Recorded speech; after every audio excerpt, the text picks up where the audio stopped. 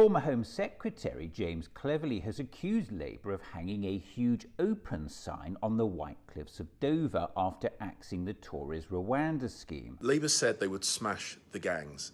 Instead, what they did was remove the Rwanda partnership, which was a deterrent to the people smugglers. Let's just remind ourselves how former Prime Minister Rishi Sunak himself described the Tories' Rwanda scheme. It disapplies relevant sections of the Human Rights Act. It disapplies relevant sections of the Human Rights Act. Just think about that. And he actually said it with pride. The Tories' Rwanda scheme, by their own admission, actually undermined the fundamental principle that human rights are universal, that they apply to all of us.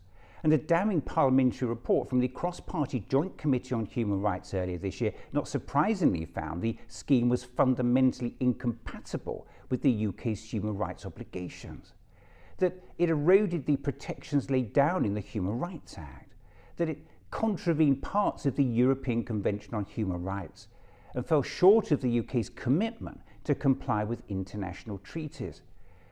And if all that wasn't bad enough, the report found the actions the then Prime Minister was taking actually placed the UK's hard-won reputation for the rule of law and human rights in jeopardy. I'll happily come back and say this every week if I have to. Human rights are universal. No government should have the power to decide who they should and should not apply to. The Tories' Rwanda scheme not only stripped away basic human rights from people seeking safety in this country, it actually put all our rights at risk, yours and mine. Because if any government can just snatch away human rights from any section of society when it pleases, then none of us has rights, just privileges that can be taken away by people in power whenever they want. So by recognising all of this, and by scrapping the Rwanda scheme, Prime Minister Keir Starmer, himself a former human rights lawyer, has sent a clear message to the world that the UK's hard-won reputation for the rule of law and human rights is now in safe hands. And that's something we can all be grateful for.